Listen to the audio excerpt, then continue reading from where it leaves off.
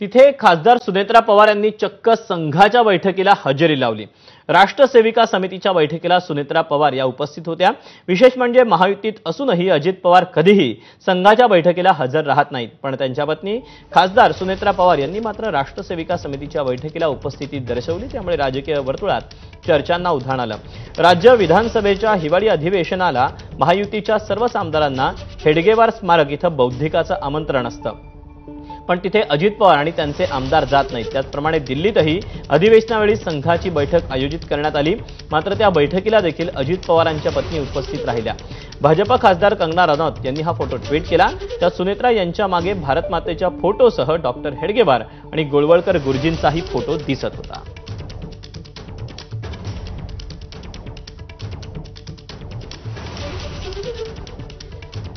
या बैठकीबाबत झालेल्या चर्चेनंतर सुनेत्रा पवारांनी पोस्ट करून काय स्पष्टीकरण दिलं पाहूया। एका मीटिंगमध्ये माझ्या उपस्थितीबाबत चर्चा सुरू आहे, ज्याबाबत मी स्पष्टीकरण देऊ इच्छिते। त्यामागे कोणताही राजकीय उद्देश नव्हता। यात इतर महिला खासदारही सहभागी होत्या। राज्यसभेच्या खासदार म्हणून आणि बारामतीमध्ये दीर्घकाळ सामाजिक कार्य करत असताना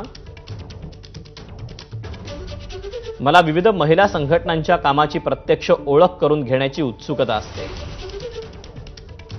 त्या बैठकीत विविध राज्यातील महिला या सहभागी होत्या। त्यांचे उपक्रम आणि कार्यपद्धती समजून घेण्यासाठीच मी तिथे गेले होते।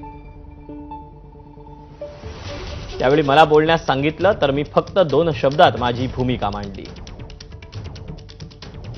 कृपया माझ्या या उपस्थितीचा राजकीय अर्थ काढू नये, असं सुनेत्रा पवार यांनी सांगितलं आहे।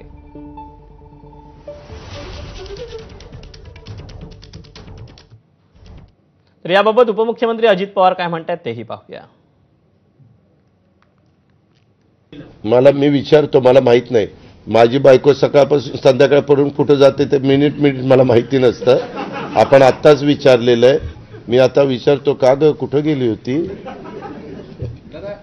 काय खरंच ना, मला म्हणजे कधी कधी तो तुमचा अधिकार आहे। तर यावर रोहित पवार काय म्हणतात तेही पाहूया।